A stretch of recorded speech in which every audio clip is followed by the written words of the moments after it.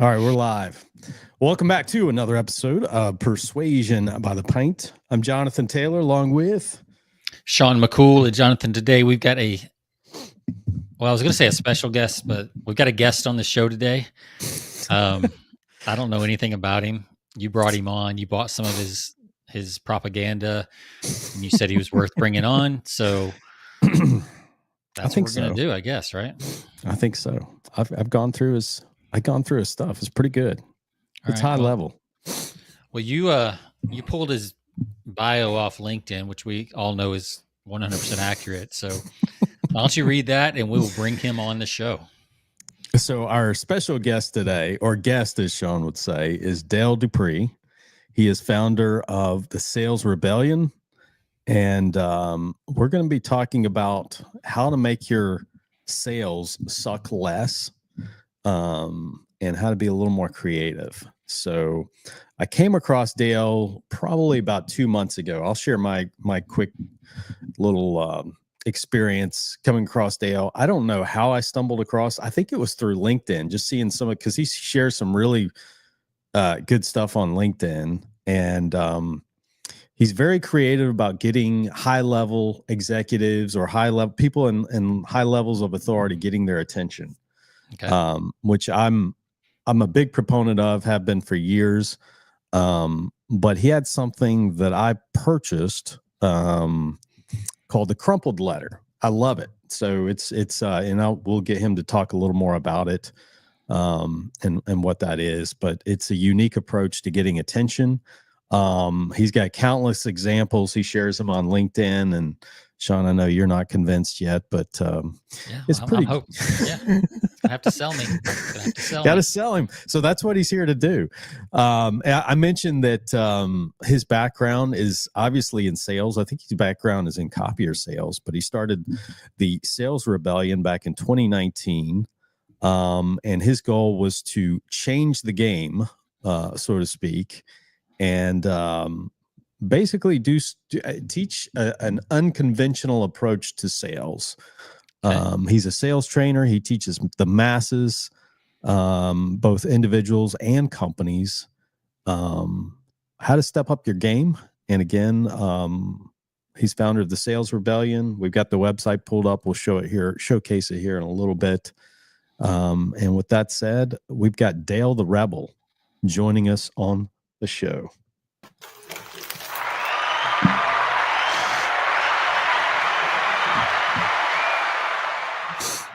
Hey, I just want to say hi to Sean real quick. Just Sean. Yeah. What's up, dude? Yeah. Sean's kind of being an ass today. Yeah. Oh, God, I like him. It's been a long week. What can I say? So. No, I like this side of Sean. Yeah. It's so good. I've been on too many calls today, so it's like it's coming out. He's like, damn it, what do you got? And we're an hour earlier, so I'm just waking up. Oh, that's right. We're not at our 4 o'clock. He's not had enough. Listen, for people that weren't here for me like getting in here, this guy Sean here, he was like, who are you? Jonathan will be here at some point. I think he's ready to be here. This is incredible. Yeah. White glove service, guys. Exactly. Yeah. I've been in sales for over 20 years, Dale, and I can vouch. I've seen it all. I've read it all. I've got books lined up on my shelves with sales training and sales this and sales that. And of everything that I've read and gone through, I like your approach more than anything. There's only a handful of people out there that kind of teach your approach. We've had, I think, 1 or 2 of them on our show already. But I like your approach. It's pretty bold, and most people don't do this, or most people are afraid to do it. So glad you could. Wow. It's a good teaser right there. Yeah. Thank you. Appreciate yeah. I just did your work for you. People, by the way, yeah. Who are those people? So I can steal their ideas too and keep this going. Yeah, we can introduce you. Not a problem. Cool. Well, throw out a teaser for us, Dale. Like why people should stick around. Some of the gold you're going to drop. I got a whole bunch of stuff right here to the right of me. I like that. Whoa. How's that for a teaser? Yeah. I'm going to show people some of our best plays in the Rebel playbook. All right. Very cool. So you have a beverage there. You said you don't drink alcohol, but you brought a beverage on. What's your go-to beverage here? No, I'm a total hippie. I'm like an RFK guy, Okay. and so this is called Poppy, so there's supposed to be like things that actual humans are supposed to drink in this soda. Yeah. And like, I mean, they could be lying about this too, for all I know, but whatever. It makes my heart feel better and my mind accepts it. So this one's it's an orange creamsicle. Yeah. Which, it's all right. This was the flavor I had. If I had a different one, like the club soda one or the Coke version or the cream soda one, I'd probably choose that. But I love this Poppy stuff. It's good. Cool. Yeah, my daughter drinks the Olipop. I think's her favorite. But sick. Yeah. Nothing like a $3 can of soda. So. Shit, that's where are you getting yours, bro? This was like $6 for me, so that's a deal. Yeah, we're in Texas. I'm in Texas. Maybe it's cheaper here. Where are you at, by the way? Texas. What part of the world are you in? I'm in Florida right now, but I'm a world traveler. I live in East Tennessee. I'm originally from Orlando, but I'm chilling up here in Sanford, away from the mouse, or as we would call it, the rat. Less traffic up here in Sanford right now, but home is East Tennessee for me the last couple of years. I love the mountains. I live on top of one. Wow. Yeah, we're in the same what part of East Tennessee? Because I live in Maryville. Oh, stop, Maryville. Bro, for real? You're in Maryville? Yeah. I'm in Chilhowie, the Chilhowie Ridge, top of the world, just up at the top. I look down at you every morning and scream something about the peasants below, and then I drive down 25 minutes. Wow, you could have just come to the studio live. I know. You should just come over here. I'm in Florida right now, but yeah. Yeah. Oh, okay. Well, I'm over in Austin, so long ways for me, but very cool. Jonathan, what are you drinking? Yes. Since you I plowed have through your 24-pack ahead of schedule. Rachel picked this one up for me at the Trader Joe's yesterday. It is a Samuel Smith's Winter Ale Welcome. And I wish I could pull it up, but every tab that I've tried to open that has the link to this thing won't even come up. So it is a limited edition. All I know, Sean, it's a limited edition, and it looks really good. It's one of these tall boys, Oh yeah. So probably about 12%. So looks like I'm drinking out of a wine bottle. Yeah, got it. Well, I'm having a dirty horchata. Nice. So it's this coffee. It's Ooh. coffee whiskey mixed with horchata, spiked horchata, which is cinnamon and real cream. So together they make a dirty horchata. A dirty horchata. Check that right here. A dirty horchata. So yeah, it's pretty good. I just love how that comes off the tongue. Dirty horchata. Yeah, it's pretty good. Yeah. All right, well, gentlemen, let's cheers it up to a good show. And Cheers. We'll, carry on.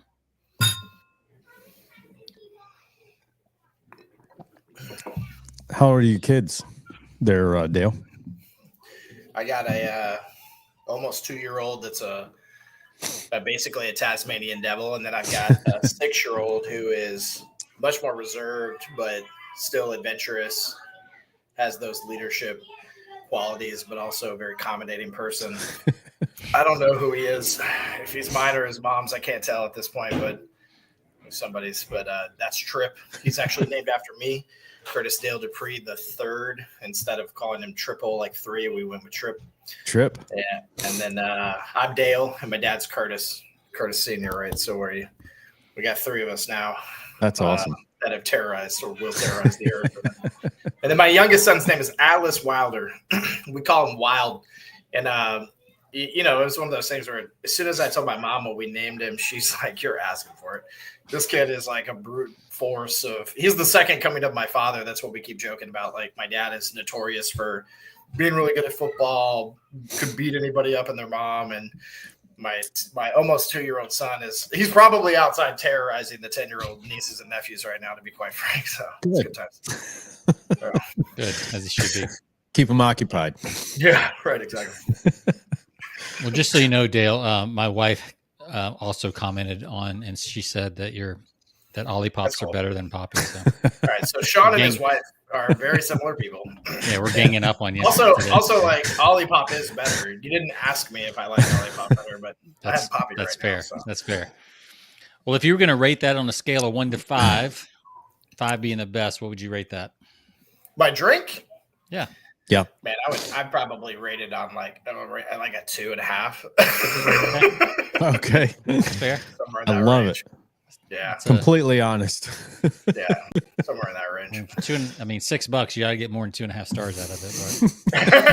I think this was a Costco run. So, man, I'm starting to think we actually spent a little bit less than that. But I'm going to get the receipts for you, Sean, and let you know. All right? Yeah, send them over. We'll put them in the show notes. Jonathan, what was your holiday beer or whatever it is? My winter welcome is I'm going to give it a 4.3. I like it. It's good. Cool. Pretty solid. Nice little bit of spice there to it, probably. Mm-hmm. It's very good. I'm going to give mine a 3.9. I didn't mix it quite right. Oh, damn. Your dirty horchata. It's good, but it needs a little more coffee.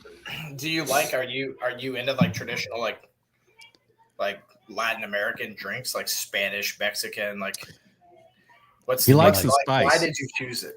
He puts cayenne pepper in his coffee. That would say something. So you were looking for a zing, is what you were trying to get. Yeah. That's why it's a 3.9. Okay. Yeah. Looking for a little, something to remember. They need to try to drown it in cinnamon so that you half die while you're drinking it, right? Yeah, exactly. Yeah, cinnamon and cream. Yeah. And it feels just kind of wintry. It feels like a little bit of a wintry mix, That makes sense.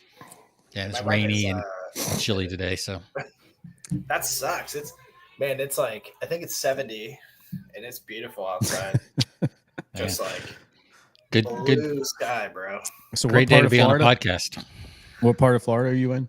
I'm in Sanford right now. So if you're looking at Florida and you find Orlando, people would call it Disney World, but Disney World is 30 minutes south of Orlando. I just want to clarify that. Disney World is not Orlando, and you guys can all F right off. And then if you go north of Orlando, about another 30 minutes, that's where I am right now in Sanford. It's a very old, very historic place. Really cool aesthetic. My sister basically bought a farm, if you will, out here, and they are rejuvenating it and making it a little bit more modern and raising their family out here. They homeschool their 3 kids. We homeschool our 2 boys. Cool. My oldest sister and I are probably the most similar, even though we're the most opposite in regards to our personalities. Our likes and tastes are very similar. We're both hippies. We hate the government. We love the idea of letting our kids school at home because, the government sucks. I could keep going. Sounds like you're on the right show. Yeah, but Sanford is kind of like the anti-Orlando, right, as well, too. Like it's a little smaller.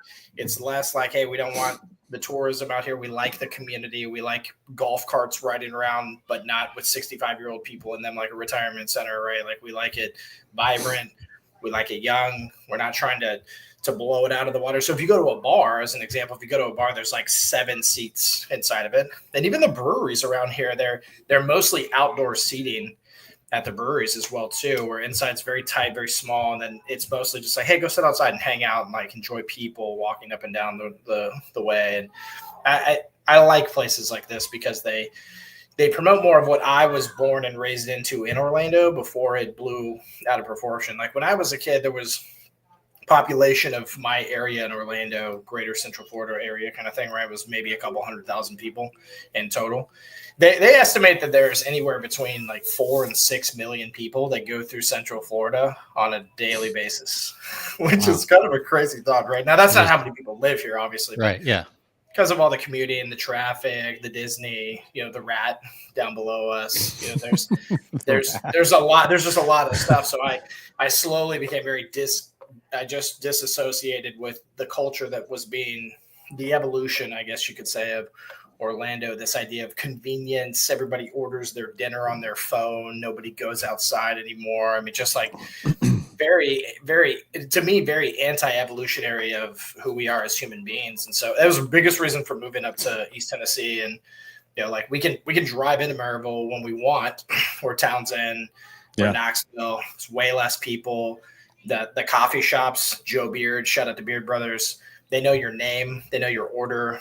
They're sourcing their ingredients locally. They're taking care of you.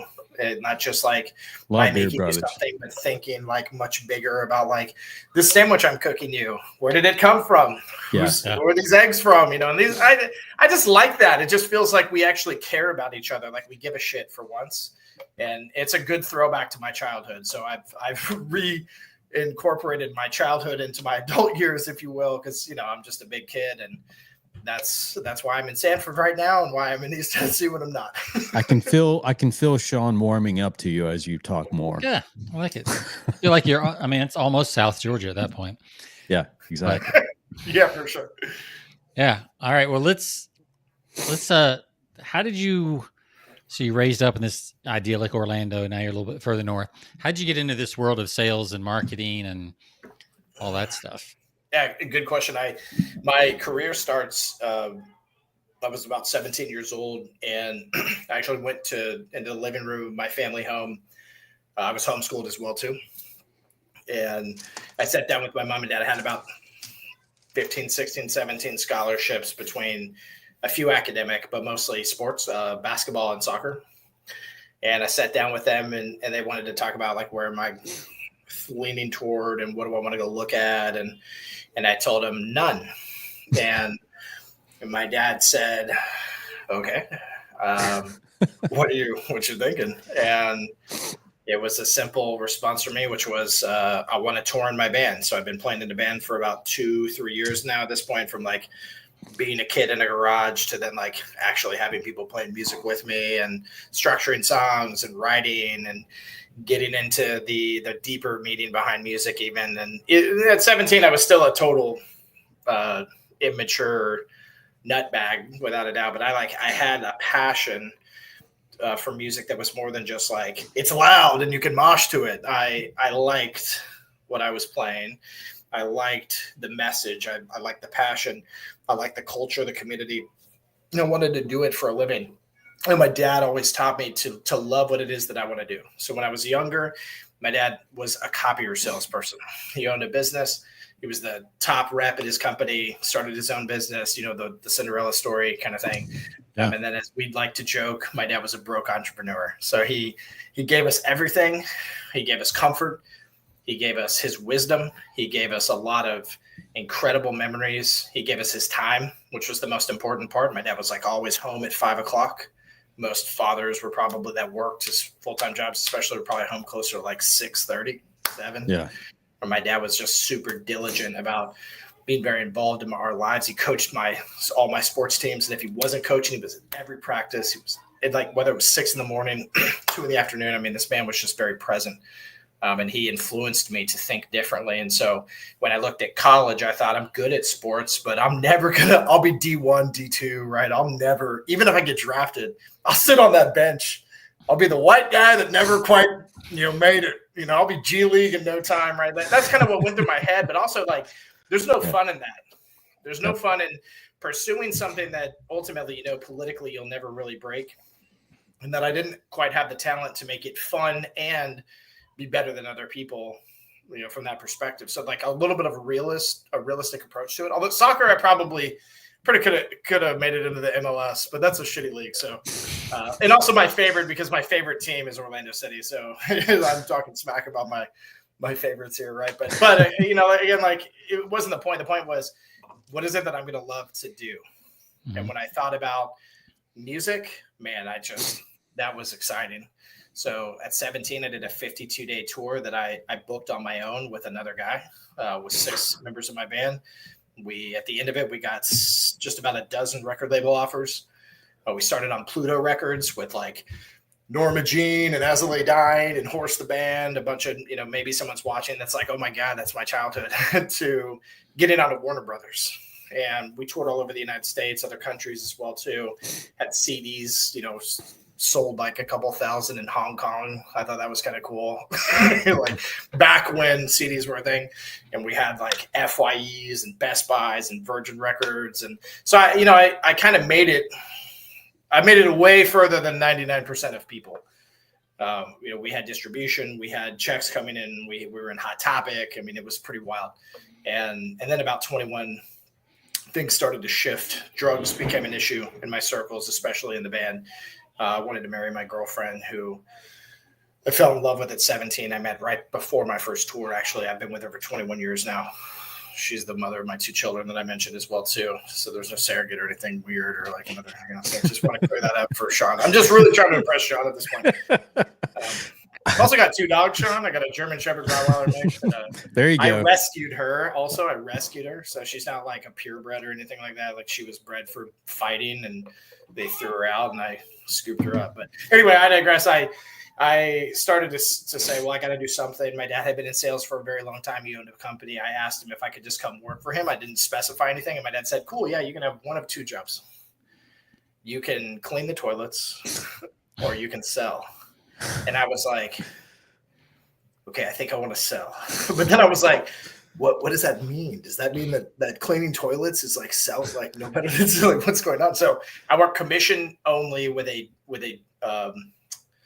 draw. It was oh man, I can't remember the word for it, but basically like it had a cap and I owed it back. Yeah. So I didn't know what that was until I got to about $7,000 and I hadn't sold anything. And my dad's like, I can't cut you a check anymore and you owe me $7,000.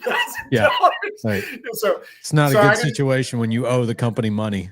Man, right. And I wasn't like it wasn't a fairy tale thing for me. Like, my dad didn't feed me with a silver spoon. And yeah. So you were not a sales prodigy either, apparently. Holy Jesus. So, wasn't natural. For first 2 years, I was absolutely terrible at sales. And my dad would tell you, if my dad was standing here right now, he'd be like, dude, don't listen. He was really good. He was working on becoming better. Right. That's what my dad would probably do. Yeah. I had the pizzazz. I had the ability to be able to build relationships with perfect strangers. I had the heart to serve. I was no good at the sleazy stuff. I was no good at the sign here, and I wasn't at all. And I thought that I had to be that, right? So that's why really I failed in my first 2 years, but then I broke free of that and eventually became the number 1 rep at my company. Then they got bought. My dad got bought, and I was the number 1 rep at that company. VP of sales, ran a region, built a business from 8 million to 25 million in about 4 years. So like the stories are pretty wild what happened to me in sales, but the foundation I think is the most important part, because I was never meant to go and sell. I was especially copy machines of all things, right? Yeah. I was called to creativity. I was called to have a voice. I was called to be on stage. These are things I believed were my calling, and I walked away from them at a young age thinking I'm going to lose my dream. But as an adult at 33 years old, I quit my job and started this company and started doing public speaking, podcasting, as much as I possibly could to basically like go back on tour, if you will. And that's been my life ever since. Very cool. Awesome. Yeah. Yeah. Yeah. Nothing like, and that's a tough gig, selling copy machines to companies. Like, that's a long sales cycle typically. Yes. Jesus Christ. It's 48 months average. Yeah. Wow. So, tough. When I was first getting into sales, Dale, so I interviewed with like 2 or 3 I never went to work for a copier company, but I did interview. My first gig, just kind of entering the whole world of sales, that I interviewed with 2 or 3 companies in copier sales. And I came away from that thinking, man, that's a tough market. And that was like 20 years ago. Yeah. And they still use copiers. Yeah. Right. Man, and I meet kids all the time that are 20, 21, 22, out of college, going into copier sales. And I'm grateful to be able to have like gotten the word out enough to like where these kids find me, because when I have the first conversation with them, hey, so why'd you take the job? Tell me some of the benefits, some of the good stuff. They say things that are unrealistic. First off, you're sitting here listening, just like, okay. Yeah. And then you go, well, like, what do you think are going to be some of the hardest things about the job? And it's almost as if leaders have decided that the best way to get the most out of someone is to just tell them what they need to hear. Yeah. which is typically it's not the full story, and it's usually not the truth either. And so like I love being able to mentor into that space still. I do a lot of training into that space as well too, because I mastered it during my time in the industry. But people always say, what's your secret to selling copiers? I said I never sold one single copier in my entire existence in the industry. That's why I sold so many. And that's the truth. Yeah. That's interesting. So you sold packages or you sold the service?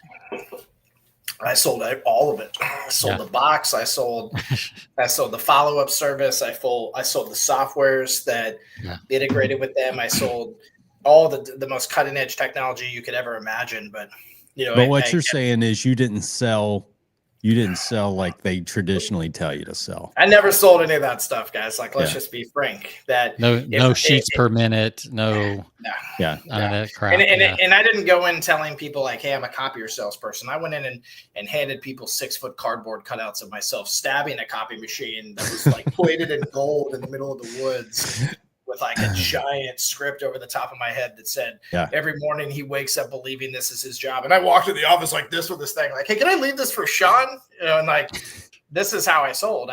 I connected with people very deeply. A cutout of you stabbing a copying machine. Mm-hmm.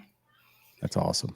That's cool. Yeah, it was sick. Those things cost me a lot of money, but the ROI on the relationships that I built was incredible. I met men and women at billion-dollar companies. I forged relationships that turned into friendships. I spent time with their families. I went to baptisms, Thanksgiving dinners. My wife is like the only person that can tell my story in a way that is less like a brag and more like the reality of what it looks like from the outside in, like experiencing something on the most human level you've ever experienced in your life. I can try to narrate that, but man, I tell you, like, if you sit with somebody that have watched it all happen, she is just so eloquent in the way that she describes like the things that we together experienced through selling copiers, right? Because ultimately what we sold the solutions. I love to fix things. I love to host. I love to accommodate. So for me, it was getting to know people deeply. It was understanding this founder played in a cover band, 1980s hair metal cover band, that played in the area. And before that, and the reason he's into music is because he was a professor at this university and like taught classical guitar. And then I would do something very kind for that person to meet them for the first time. And they would say things like, in some instances, they would say things like, I think you sell copiers, but I feel like you're like the master, like Christmas gifter, like the best I've ever met. I just needed to meet you, is usually what people would say. And that's where the relationship was founded. And because of that, it was really, again, it was less about selling this box, features, benefits, advantages. How many units can you provide me in Shanghai and my locations in Cabo, and more of just like, this is how my business works. Can you help me out? Right. So let's talk about, the stuff you do now. And I mean, Jonathan, if you want to lead this a little bit, because I know you bought some of the stuff. So yeah, I'll let you take it from so here. Are you familiar with Stu Heineck, the guy who wrote How to Get a Meeting with Anyone? You're asking me, right? Yeah. This guy right here. He's speaking at my conference this year. Oh, that's awesome. Yeah. Very cool. You need to come because it's in town. It's in Knoxville. So. Oh, perfect. A conference in Knoxville? Jeez, the world coming to. That's right, bro. That's right, bro. Exactly. Like who does that? Dale Dupree does that. The weirdest guy you've ever met in your life, man. The reason I mentioned him is he was kind of my first intro into doing like getting people's attention. And, Stu's been on the show. He's been on the podcast before, but that approach has won me a lot of business. I'll be honest with you. I mean, it's like doing something completely different. Sending emails and making phone calls is so 1990s.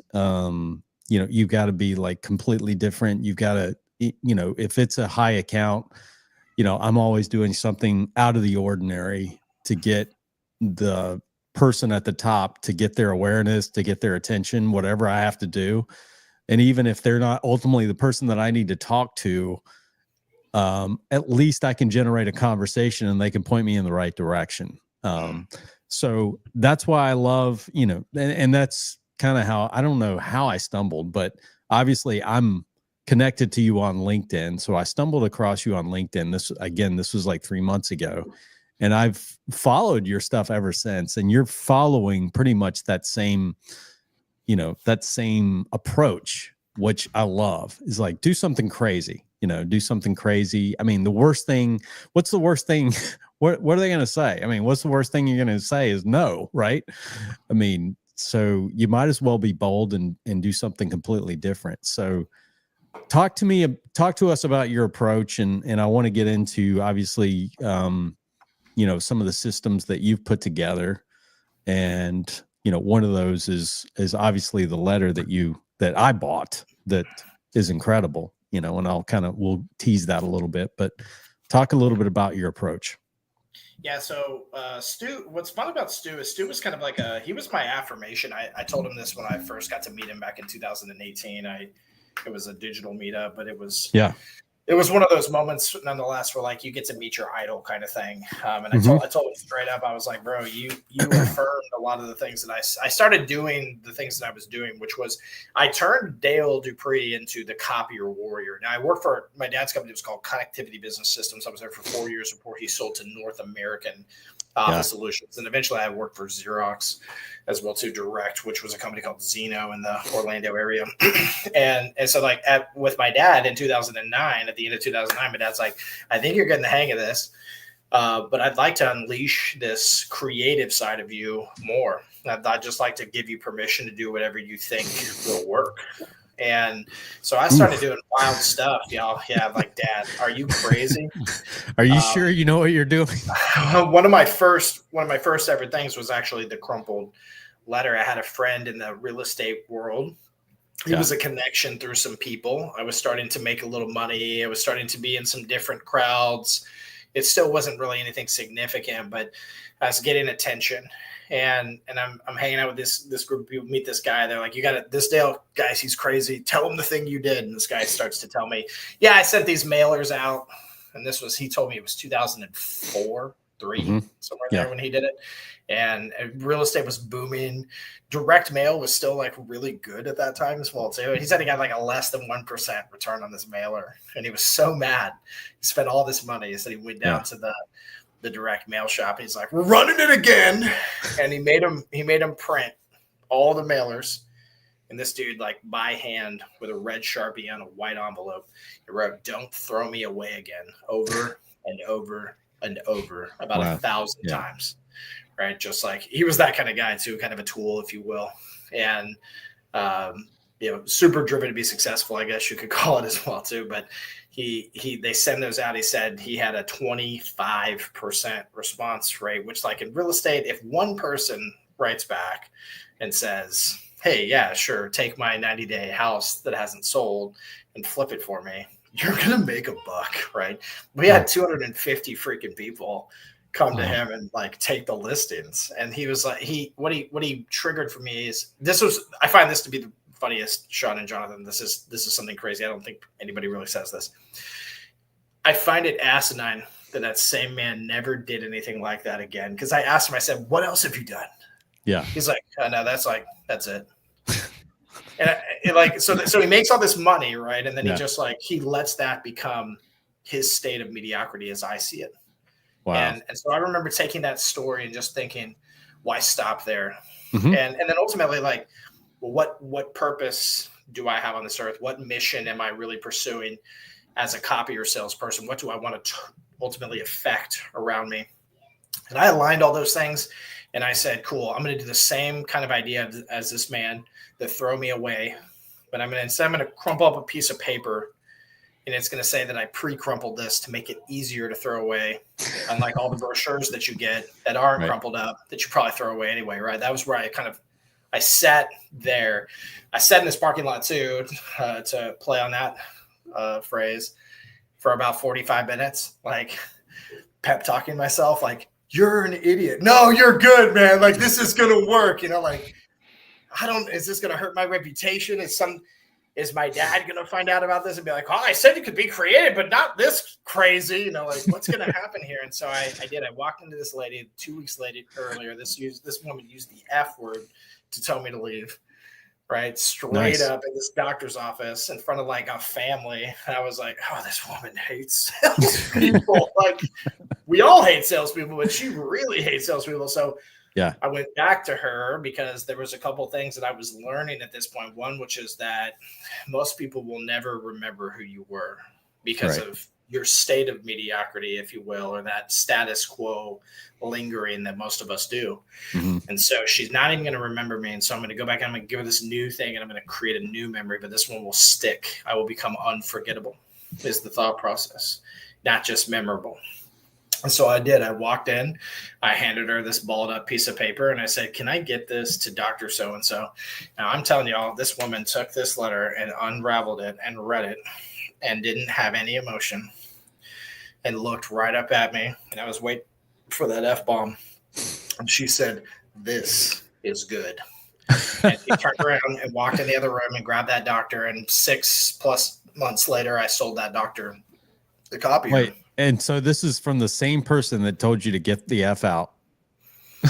Same lady. Or leave previously. It gave me such a perspective on sales, right? I started to recognize that it's not that people hate sales people, it's that people hate the sales world. They hate the sales motion. They hate the status quo. They hate this identity of the slick Willie, big talker that comes in and persuades you to take a meeting and cut your price. And then most of the time, most of the things that they deliver on are falsities. They lie, they steal, they cheat, right? That's what people hate. Then I started to really understand that better in those moments and differentiate. So I differentiated hardcore. I mean, I've done some crazy stuff, y'all. You can go to copyyourwarrior.com. I still have that site live. We're actually about to do some big changes to it for my keynote speaking and whatnot, but you can still go to the 2012 iteration of it, which was the last time I updated it. And it'll have a TV commercial of me, like showing you all the bad stuff that copiers do. And I have one older than that too, that you could YouTube. If you type in Copy Your Warrior and Dale Dupree, where I exercise a demon right out of a copy machine as well too, which is pretty phenomenal. If you watch The Evil Dead, there's a literal throwback to The Evil Dead. That's awesome. Oh, there it is. It's up there, y'all. Look at you. So when was this? That's badass. That was 2000. That was 2013. That's badass. I love that. When I made the website, and then that video is in the 13-14 range, somewhere there. And so you were doing Dollar Shave Club before Dollar Shave Club was doing. Hell yeah, those guys stole my ideas. So, but think of it like this, y'all. This is what I always like to put this into perspective for people. I wasn't selling all over the United States. I sold in 4 counties, some of the biggest. Right, Brevard, Osceola, Orange, Seminole. They were some big places, right? But that's where my connections were. Technically, my territory was Brevard, but I was a total rebel back then too. I was like, I'm gonna go over here too because I know I can. But imagine that you're in a county where the majority of the talent, when it comes to the salespeople that are walking to your front door, that are selling something against what it is that you sell. So whether that's solar, whether that's some kind of service, whether it's hardware, you got competition. They're all doing the same thing. They all sound the same. They all use the most, new age line for the cold call, right? That they learned on LinkedIn. They're all doing the same thing. Yeah. And all I did was focus on that same small area, right? Because they are small areas, y'all. They're not big. And I turned that commercial right there organically. The original post, when I first put it on YouTube, had somewhere in the 200,000 impressions. And they weren't like people watching all over the world. This is just like the literal local community and the virality of what I was creating. So people were doing things like finding me by just typing in Dale Dupree and Copy Your Warrior into Google. I owned that SEO in the local area. And it just changed. It changed my life. I became $1 million producer pretty fast. I became a millionaire pretty young. And I was just a seller. That's all I was. I wasn't an owner. I wasn't anything crazy. I just made someone else. I made someone else very rich and made my own wealth as well too.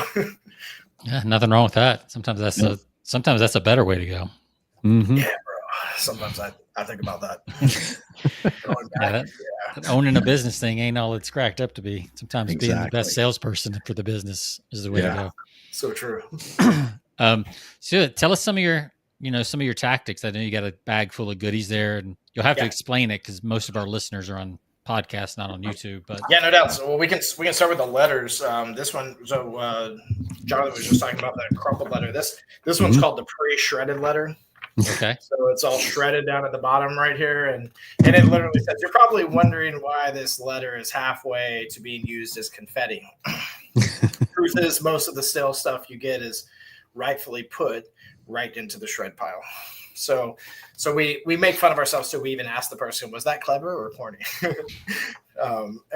And then my favorite is like what we really do here, right? Like, so we're very big on emotional context, causing curiosity, creating something that stirs people. So attention is important, but also like there are people out there that say that you have 3 seconds to capture someone's attention. Well, this gets someone to read the whole thing because they pull this out of an envelope or like a shred pile that we like mock up essentially. Yeah. And like literally this is what they're looking at. I have more than 3 seconds. I have this whole page is what I technically have. And when you get here and like this person is selling hardware. You find here are things like why you may not want to continue to shred this letter if you find that complying with WEEE directives, which is a hardware acronym, is harder than teaching quantum physics to a classroom full of 4-year-olds. In your search for a reputable company to decommission your legacy equipment, you found that most of them make Dell boys seem like an honest chap. So this guy's in the UK, so us Americans probably don't get the joke, although I do because I helped create it. The amount of money you spend just to power your old, unused equipment could feed a small third world country. So there's this way of communicating like the problem we fix and that you experience in something that's a little bit less abrasive and in your face. This one right here is called McKenna's letter. This comes in the mail with like an envelope that looks like a child put it together, and this is a picture that a child made. This is funny though, and we call this McKenna's letter because it's a note to Jeremiah Griffin and one of his daughters, his second oldest. And the idea behind this was, hey, would you draw a picture of what you think Daddy does? These are just like money bags, and Daddy looks like a robber, so like you would think that Daddy steals money, but he was in finance. So, which is even funnier, I guess. But so what we do here, and this is something our students said, and actually, Jonathan, if you bought the letter campaign, like the full package, you have access to. Right? So so this is actually written by McKenna. You can change this, and we have like templates that show you how to do it yourself, and like it can be for your dog if you don't have a kid or your cat, right, as well too. But this one says, "Hola, amigos." McKenna was in Spanish class at the time. My name is McKenna. I was like, why didn't you say me amo? My name is McKenna. I'm 8 years old, and you should meet my dad because he is so awesome at his work. And my dad is also super fun. My dad is super smart too. That's why I think you should meet my dad. P.S. It's mean to not answer people or meet with them. And then there's some some more tie-ins down at the bottom where we joke with people and whatnot. But this is the most like simplistic way to get people's attention, and we use the 7-letter cadence. For anybody listening, what I'll try to spell out here is that just because I sent you a crumpled letter, even if you liked it and you passed it around the office, it doesn't warrant that. So you don't owe me anything. I'm not going to hear from you. You're not going to bust out of your busy schedule and be like, let me just call Dale real quick. Yeah, at that point, it's still just kind of a curiosity, entertainment, but you're not yet associated as the solution. Agreed, 100%. So the idea here is that we are also committed to the long game. So if you then get a second letter with a coffee stain on it, and a third letter that's all burnt up, and a fourth letter that's shredded, and like at some point you give in is the thought process, and you allow the relationship to start to be built. There's some other small examples that I have here. Like this one is very blown up. We do it for when we're on camera like this, right? But the actual card was more like a 4x6, but we sent. But it says, "I'm sorry for your loss." This was actually when Michigan lost the national championship, and there's a poem on the back about Michigan, and it says like, "Sending you our sympathies during this difficult time" on the front, and losing is never easy, And so imagine like you get this like very like fluorescent, like very feminine card in the mail. Like, I'm really sorry about your loss. And then it's all about your college football team. That would do well in Austin right now. Hell yeah, it would. It would really well. This is we call this the HR resume. This is something that I used to use as the copier warrior a lot. Actually, it's like laminated. You can put a cover letter with it. It's a literal resume that you leave for HR, which then gets to your decision maker, and it says, "Hey, I'm applying for the position of copier provider with your firm." I know this is weird, and it kind of goes into like a little bit. It's very fun, playful, creative. Again, and it's a non-traditional route to get people's attention. So these are some of the like more basic stuff, right? Like that we use to showing and speaking to people. Because I really like, my biggest thing is I want to help people. So if somebody sees that we do missing business owner flyers, and we'll send these out in like a stack of 50 to the company. And ask the front desk to leave these, right? And this is an incredible human being, by the way, Kyle Elliott. But this is fun because he has a son named Jake, and it says his son says that he looks like me, just older, right? Is the description for him. And then the reward is food and beverage, sales experiences that prospects will love, happiness and rainbows, just like real silly stuff. Last seen in a Zoom meeting on Thursday, July 14th. Maybe found just across the Mexican border trying to avoid the ginger sales rep that's trying to sell him something, which is my head of sales. So that, like, imagine that this is like you come into the office and these are posted around your office. It's just it's a simple but like super effective way. But I'll show you one more real quick. This is the infamous book. We call it the Unwritten Story. This is like legit, like spine, like hardcover book. And what we do is we typically we would put Sean or Jonathan on here as the author. So imagine your name is here and this comes in the mail. Written by Jonathan Taylor. Yep. You're like, what the hell? And this one particularly, it says Breaking the Graph as the title of the book. In the subtitle, it says How the Founder of a Successful Media Company Embraced Rebellion and Cemented His Place Among the Marketing Goats. There's also some like really silly dad humor in here, which I like heavily respect. So this, I love giving them money, as in quotes, and like the guy's name is Ike Ansel, but like if you say it right, it's I can sell. Just stupid dad jokes. Yeah. There's stupid dad jokes on the back too. Like one of them is a quote from Oprah Winfrey. It says Ace has always done incredible things, but when he partnered with Dale, extreme success was given. And then also like Beth Bezos, which is Jeff Bezos, but we were worried that he might sue us, so yeah. But the best part is the inside of this book. So like this is a picture of you, Jonathan, or you, Sean. Yep. It's a little bio on you, and then there's just a bunch of blank pages. In here, there's a picture of me on the back, the author or the illustrator, but then there's this sticky note on the inside, and it says, Ace, the pages of this story are blank because you and I have yet to begin writing it. And then we got 11 touches, guys, that go behind this. Yeah. Wow. That would work in the dating magazines this works for a lot of things. This will work to like get permission from your parents to stay out late. I mean, this works in ways that you could not fathom because ultimately it does two things. It creates a sense of wonder, which is something we don't talk about often. It's a place that it takes us individually as humans. Mm-hmm. That's what wonder ultimately is. And that destination is different for all of us too. Sometimes it's nostalgia. Sometimes it's just a place of feeling seen or heard or welcomed or loved. And it's an inherent feeling that we deserve and we want to have as human beings. But you don't feel it when you get into Florida and you're almost to Orlando and everyone's honking at you because you took 4 extra seconds to turn at the light. Jesus, I'm in a van, chill out. You don't feel those things. And so if I can, in a business environment, if I can make you feel those things, everything's different. But secondly, it causes an emotional context to all things. So not only does it take you to this sense of wonder, but emotion and context come into play. And that drives us away from the logical brain, which this is what the logical brain does, right? I just want to point this out. The logical brain is Yeah, Jonathan, I'd love to buy a copier from you. I hate my current provider. They suck. I've never had such a bad provider in my life.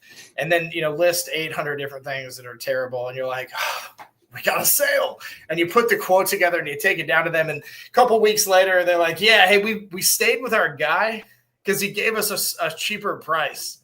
And you're like, didn't you just tell me that this person is the bane of your existence? Like, yeah, ruining your life, and yet this is your logic. This is how your brain works. This is how Sure. all of our brains work. But if we start in a place of emotional context, the same place that's being delivered from, right? If we begin there, people think with their heart. They want to feel different instead of just they want to make a business decision, if you will. So these are the ingredients essentially to like what created my reign of terror, as I like to call it, when I sold copy machines. So And now you're doing this for just all kinds of people, right? Just yeah.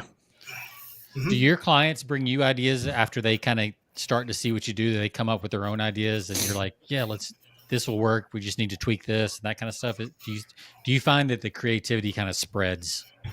It is really fun when that happens, but it's a small number. It's almost unmeasurably small. It's typically the marketing departments though. So like we'll be helping the salespeople, then the marketers will get their hands on it, and they'll be the ones that end up saying, "Oh, let's try some other stuff."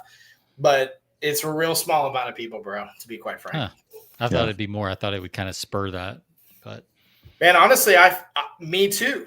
But so here's the thing: is that job security for you, man.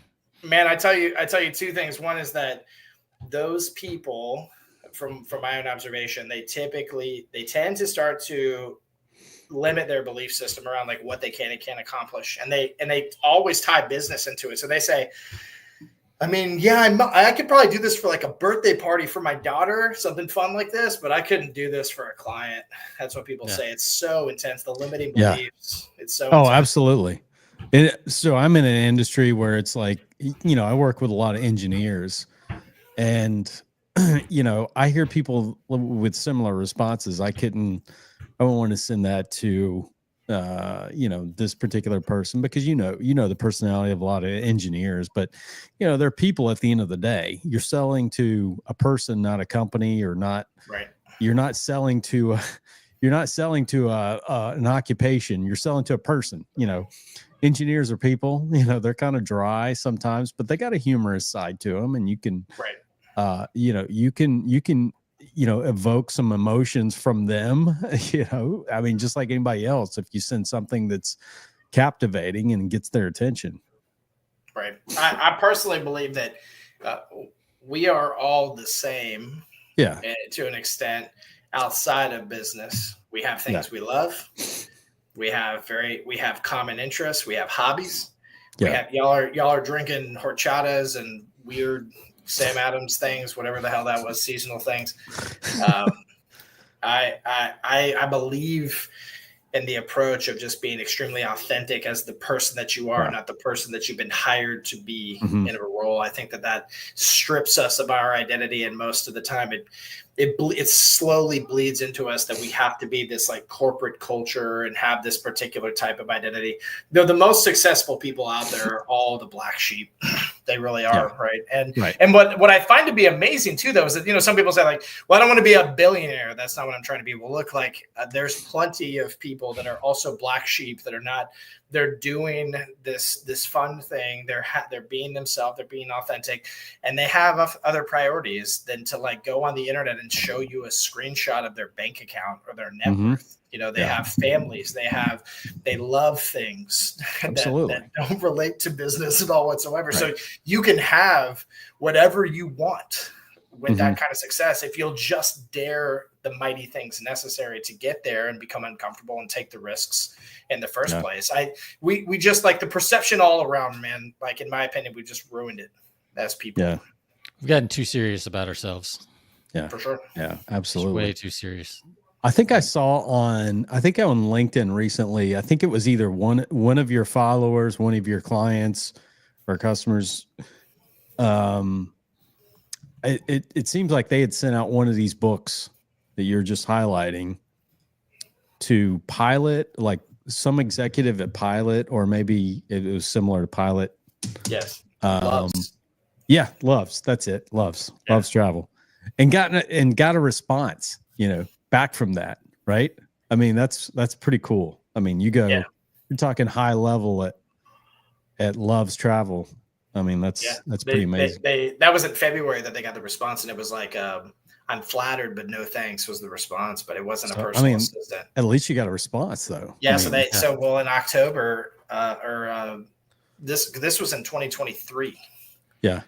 Okay. So in October of 2023, they sold him $40 million in supplies. Yeah. So like no thanks, but I'm flattered by your book. Yeah.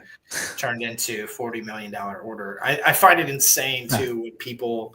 My favorite thing is to put posts out like that without the full context, to hear the ignorance of people and to show other people that same perspective, because I think it's very important that people see, just like Sean said, like we take ourselves way too seriously. It's insane.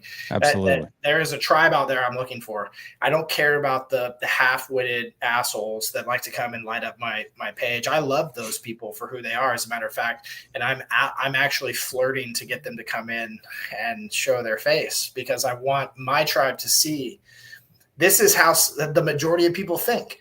They think like this. They think in mediocrity. They live within the status quo. They want. They also think they're awesome. They're super arrogant. They're entitled as hell. They have some wit to an extent, but most of it is very negative. And I hope that would drive people to say to think like you just said, Jonathan, which is, but you got a response from $1 billion company and an executive that doesn't return emails. Right. Yeah. So that's the thought process behind all of it. And really, like, that's what the rep said. The rep was like, I can't believe I got a response. Right. And they stuck with it. They did the other things inside of the sequence. They stayed tight with that communication. Yeah. Man, they got a freaking sale. And the worst thing you can get is apathy, which is like typically no response, where people are just completely apathetic. And the fact that if you can generate some response, people don't realize that's a good thing, because that's giving you information either, and you can dig a little deeper and find out what their reasoning is. It sounds like from this response that eventually generated, 40 million. It wasn't the right time, but it a little while down the road, it was the right time. Yeah, I'll tell you this. This is how I see it. I don't think everybody sees it this way by any means, and this isn't some kind of truth or whatever you want to call it. But I think ultimately it's a good theory, which is that if you can make someone feel something different, anything, just something different, good or bad, you become, you are no longer indifferent to that person, and they will that feeling, they will think of you because of it. You will not be able to like leave their stratosphere. So people say all the time, they're like, yeah, I've called this lady like 7 different times. I've had some good conversations with her. Other times she doesn't even remember who I am. Right. That to me is the majority of the sales world. No one cares who you are. No one knows who you are. And you're not making the effort to make people feel anything in the first place. So why should you be entitled to their business or existing in their world to begin with? They have much more important people, much more important things.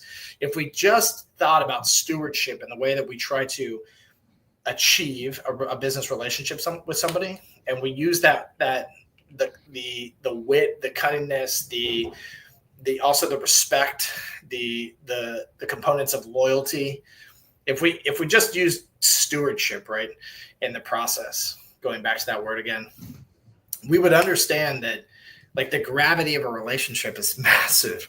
And it's not something that that we're owed, or that we should just like think, oh, if I just call 100,000 people, though, someone's going to buy from me. Like, I want to drop so many F words when I hear a statement like that, because it drives me absolutely insane. It fires me to the core to where like I remember being a victim of that same mindset at some point in my life.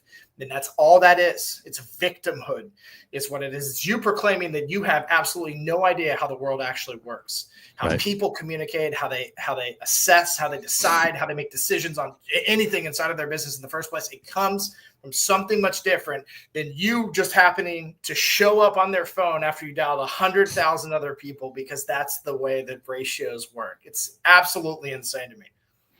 I was just thinking when you said that, like, people don't, the prospects don't really remember you, right? You're just, it's almost like a non-player character in a video game, right? If you play the traditional sales role, then you're just like an NPC in their world, and you just don't exist. But as soon as you show up with like some encrypted message, now you're like a part of the game that matters. Yep. Yes. Yeah. You have no personality. They don't know who you are. Yeah. Whereas you're nothing. You're just a guy in a blue shirt at the bank teller, Yep. Yeah. And people are afraid, so they just stay in this state of obscurity, because no one cares. I want to mention that real quick. I'm sure that some of your clients, when they do get some nasty responses and say that's not professional. Like, I've heard some of those things when I've tried stuff like this too. So like, how do you prepare your clients for that? Or do you, or you just let it happen, or what? Yeah. How we prepare everybody is that, so people come in and they go, this is really cool, we want to do this. And we go, no, you don't. and we say, it's a lot of work. Yeah. And if you, and they'd be like, well, don't you have a program? Yeah. It's a lot of money.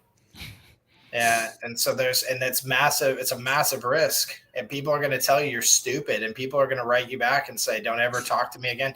You're going to cause a bomb threat because you sent a letter in an envelope to some random soul in the middle of, Arkansas, and they're going to be angry at you over this. You don't want this. And that's how we attract our tribe. We've got guys and girls that have made 7 figures after making 5 for most of their lives, just by implementing this identity of getting attention more effectively and being human with the process. And so what we do is we tell people, we say, you remember meeting your best friend for the first time? And this is probably like me and you meeting Sean earlier today, where you go, well, yeah. And then people are like, well, what was that like? And you're like, well, they're kind of mean. The first time I met him, he kept poking me in the back of the head, and he called me a snitch because I said he was eating a cookie in class. I mean, and then 25 years later, this person was your best man or your bride of honor, your maid of honor at your wedding, or like, you form an unbreakable bond with people that in most instances you start in a bad place. Like, I got in a fist fight with a guy that's one of my really good friends now. Like, I mean, just like a random, like, yeah, like, you mean we're fighting, like, and then we had like a great relationship. We still do to this day. I mean, like, a lot of the time, the place we find people is in a negative state. But this is the truth behind that, is because emotional context mattered. Like I said earlier, Good or bad, never indifferent. And so we tell people that that's our rule, that we're going to piss people off. No one's going to like what you send. No one's going to call you and set an appointment. You're going to have to send 7 different letters. Week after week after week, you're going to have to make the calls. You're going to have to send the emails. No one's going to come to save you. And then they're rewarded for that commitment, man. We watch it all day long. We're 5 weeks in, all of a sudden, from doom and gloom and like, oh man, I've got like 100 of these books out, man. Why has nobody gotten back to me? All of a sudden they're like, man, I just closed a $150,000 commission sale, and I'm on cloud 9 right now. I mean, we watch it happen all the time, but you can never convince people of those things, right? You can only tell them the truth, and then they have to create their own reality through their own action at the end of the day. So I'm curious now that, it used to be in 2010, 12, well, I guess 12, because Facebook wasn't around in 2010. Whenever they started allowing advertising, like, you could throw anything in there. It was super cheap. Almost anything worked. God, he's back. Yeah, he is. He's back. He's back. He's gonna charge his laptop. Yeah. Like, I don't even remember what I was saying now. Oh yeah, the ad costs have gone up so much on social media and online. Has this, like, I know this is not cheap to do because you're mailing stuff and 7 series, that kind of stuff. Like, but are you seeing the price come down or the return on investment go up compared to what people are trying to do online? I'll say this, that like the online world is still a crapshoot to an extent too, right? So like if I sell a physical product or even a service, and I'm typically going to have a half dozen, if not more than a dozen competitors in the same space, advertising in the same space as well too, right? Not just territory, but also advertising. So Instagram in these 800 zip codes, there's going to be 7 other alarm companies also doing these ads. And so again, like I'm coming back to this idea that like those things will work. You will get prospects from that. You will get business from that.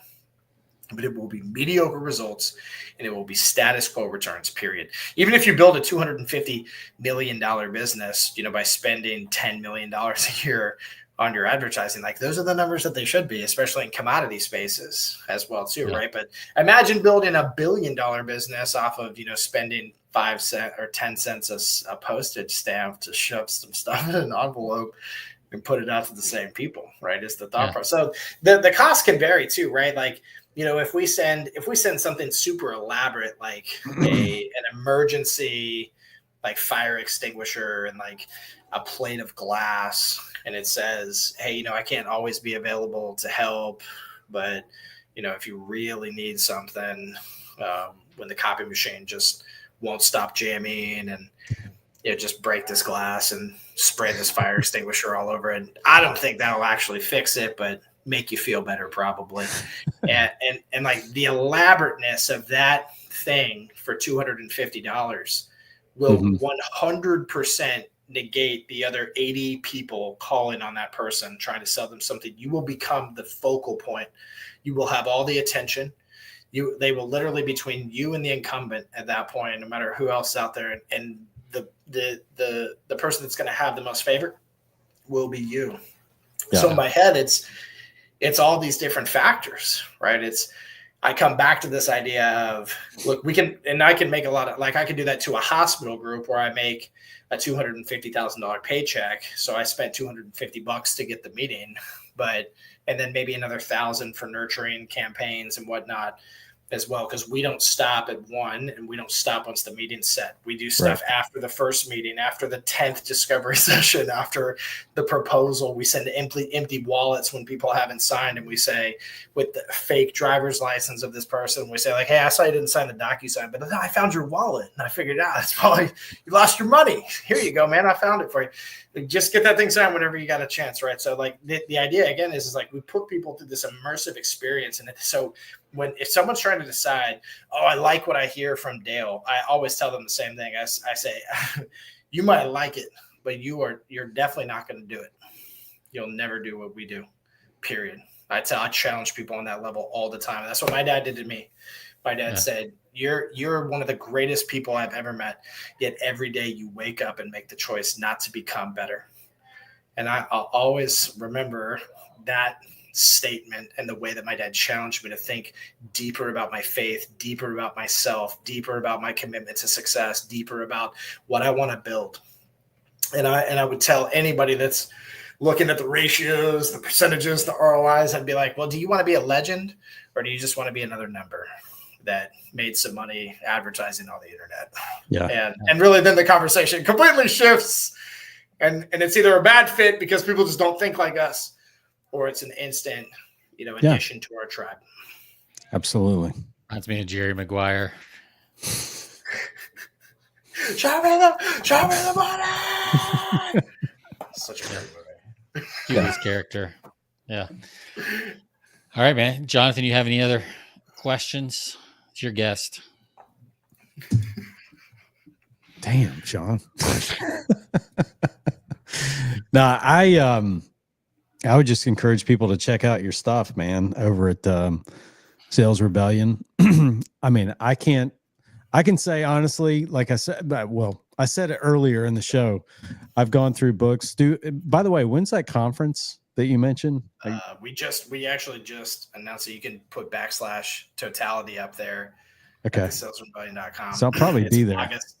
August 26th, 7th, and 8th of 2025. Okay. Hey, I'll be back in that side of the world by then. Yeah. Come on over, Sean. Yeah, come hang, Sean. All right. When you come in the door, I'll call Jonathan over when everybody gets there and be like, Jonathan, this is your guest, right? You take him through the whole conference. All right. See you, Sean. I like it. And this can be, we have a lot of people that tune into our show that are, a lot of them are salespeople, but a lot of them are copywriters, marketers. I don't care who. You got to reach out to people. You're reaching out to big, large clients. If you want to do business with bigger companies, these are some of the things that you have to do. You have to reach the people at the top, the executives. And so I love it, man. Some of your approaches, like the crumpled letter, I'll give some hints on it. It's a crumpled letter. It's got a coffee stain. All of those things like that. I was telling Sean not recently, and I think I may have pulled this from one of your followers that used an empty box of Dunkin' to send out to a customer that was really this was a large level client. They were ghosting me after a proposal, and I did the empty box of donuts and said, I was so thrilled that we were working together that I bought, I got this big box of donuts and I got tired of waiting, so I ate the whole box. Here's a gift card for the 20, so something like that is like little things like that cost me just going by Dunkin', getting a $20 gift card and an empty box. Very little effort for a potential client that's, $500,000 or more in business. To me, it's a no brainer. It's like, okay, what's your ROI? Yep. I like it. So Dale, where do people find you at thesalesrebellion.com? Anywhere else? Yeah, you just Google Dale Dupree and go find a bunch of my content. You're just everywhere. Streams and I'm everywhere. Like like LinkedIn, a rebel. TikTok. Really like my feed, my streams are LinkedIn. That's where I put the most just general thought out. But I'm expanding on those things. I've decided not to silo myself to one platform anymore. But so wherever people want to find me, come find me. We're not running an organization here. We're building a movement. So if you hear something that you feel you can get behind, maybe you can identify as one of these rebels that I've been talking about and felt that way for so long. We're giving the silent majority a voice. Come grab a hold of yours. Come hang out in our community. Come be a rebel with us. We'd love to have you. All right. It's good stuff. Yeah. Good job, Jonathan. Yeah. Finding this guy. It was good find. Good find. He's a good find. I wasn't sure at first, but I think it worked out. Mr. Oso McCool is starting to warm. Mr. McCool is starting to thaw. I'm feeling it. I'm feeling it. I may join the rebellion. Hey, we'd love to have you, man. The water's nice over here. Yeah. The chips are delicious over here. Yeah. Well, hey, Dale, I'll go ahead, Jonathan. Yeah. I was gonna say, Dale, I'll reach out to you, man, because I'd love to. I'll have to meet with you up over at Beard Brothers. I love that. Let's make it happen, bro. Hit me up. I'll be back in town January 1st. Awesome. All right, we're going to put you back in the green room for just a second as we wrap, and then I will come back to you.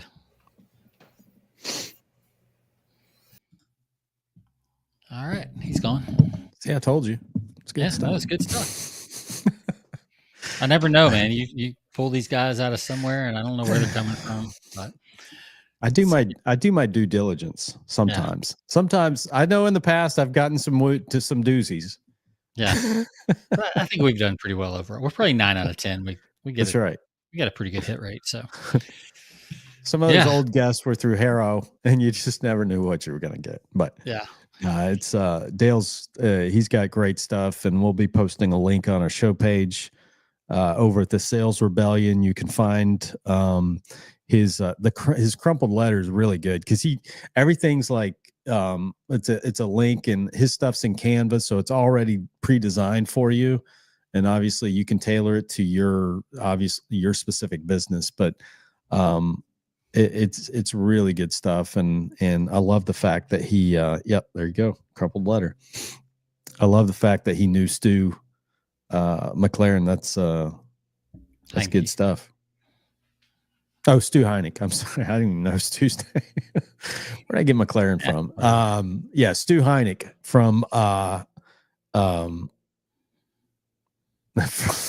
Wherever. like, My beer's kicking in. how to get a meeting with anyone. There we go. Yeah, this beer must be 12% or something. I have no idea. How to get a meeting with anyone. Stu Heineck. Yes, a fantastic book, and but I appreciate that he's that's going to be awesome. I will definitely put that on my calendar to be there in August. But to all of our listeners, you can find us over at persuasionbythepint.com. You can find us on your favorite podcast platforms. You can check us out over at YouTube. You can download us, subscribe to the show, leave us 5 stars, all that good stuff. We appreciate it. And Sean, thank you so much. And Dale, thank you as well. And we'll see you all next week. See ya.